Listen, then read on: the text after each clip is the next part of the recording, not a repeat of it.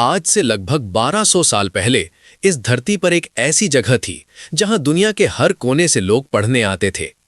चीन से, तिब्बत से, कोरिया से और अरब देशों से भी। वो जगह थी नालंदा, संसार की सबसे बड़ी और सबसे पुरानी पाठशाला। यहां 10,000 से ज्यादा विद्यार्थी एक साथ रहते और पढ़ते थे। यहां 9 मंजिला एक इतनी विशाल पुस्तकालय थी जो आज भी हैरान करती है। और फिर एक रात सब कुछ जल गया। लाखों पुस्तकें, सदियों का ज्ञान राख बन गया। जिज्ञासा का तूफान। किसने जलाया? क्यों जलाया? क्या वो अकेला था? क्या सच में सिर्फ एक आदमी ने यह सब कर दिया? और जो राख बची उसमें क्या छुपा था जो कोई नहीं जानता? आज हम वो सब जानेंगे जो पाठ्य पुस्तकों में नहीं लिखा। सदस्यता आग्रह। अगर आपको ऐसे अनसुने इतिहास के सच पसंद हैं, अभी सब्सक्राइब करें और घंटी दबाएं, क्योंकि ऐसे छुपे हुए सत्य हम आगे भी लाते रहेंगे। अध्याय 1, नालंदा का वैभव। अध्याय 1, नालंदा, दुनिया की सबसे बड़ी पाठशाला। आज से 1600 साल पहले गुप्त साम्राज्य के काल में नालंदा की नींव रखी गई। ये सिर्फ एक पाठशाला नहीं थी, ये एक पूरा नगर था।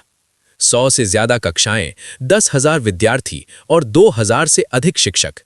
यहां गणित, विज्ञान, दर्शन, आयुर्वेद और धर्म सब पढ़ाया जाता था। 7 बड़े प्रकारों में यह पाठशाला फैली थी, जैसे किसी नगर का नक्शा हो। चीन के प्रसिद्ध यात्री हुएनसांग ने यहां 17 साल तक अध्ययन किया था। उन्होंने लिखा, नालंदा में प्रवेश पाना उतना ही कठिन था जितना स्वर्ग पाना। यहां की पुस्तकालय में 90 लाख से ज्यादा पुस्तकें थीं, 3 विशाल भवनों में।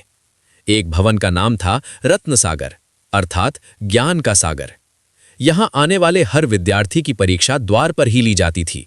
सिर्फ 20% विद्यार्थी ही प्रवेश पा सकते थे, बाकी को लौटना पड़ता था। यह पाठशाला सिर्फ एक भवन नहीं, एक पूरी सभ्यता थी। अध्याय 2, सन 1193, वो काली रात।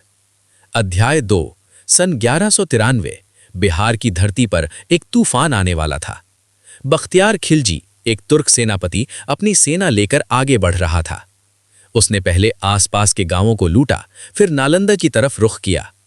कहा जाता है, जब नालंदा के द्वार टूटे तो अंदर केवल वृद्ध भिक्षु और शिक्षक थे। अधिकतर विद्यार्थी और शिक्षक पहले ही भाग चुके थे। कोई चेतावनी नहीं मिली।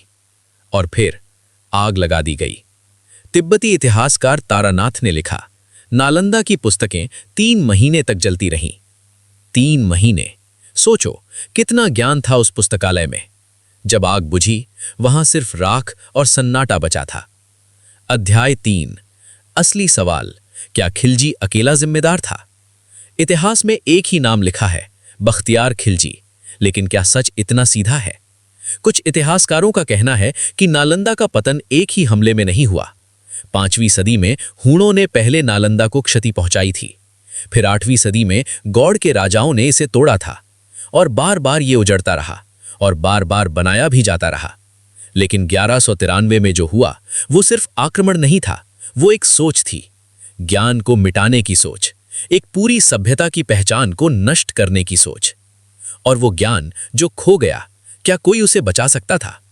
कुछ विद्वान पुस्तकें लेकर नेपाल, तिब्बत और श्रीलंका की ओर निकल पड़े। कुछ ज्ञान बच गया, लेकिन अधिकांश सदा के लिए खो गया। अध्याय 4, जो हमेशा के लिए खो गया। कल्पना करें, आयुर्वेद के वे सूत्र जो आज हम खोजते हैं, नालंदा में थे। विज्ञान के वे सिद्धांत जो यूरोप ने 400 साल बाद खोजे, यहां पहले से लिखे थे। गणित, खगोल विज्ञान, रसायन, सब एक ही छत के नीचे सीखे जा रहे थे। ये सिर्फ एक भवन नहीं जला, हमारे पुरखों का संचित ज्ञान जला। ये सिर्फ इतिहास नहीं, ये हमारी अपनी कहानी है। समापन। आज नालंदा फिर एक बार उठ रही है। 2014 में नालंदा विश्वविद्यालय की नींव रखी गई, लेकिन जो खो गया, क्या वो कभी वापस आ सकता है? आप क्या सोचते हैं? नीचे कमेंट में जरूर बताएं।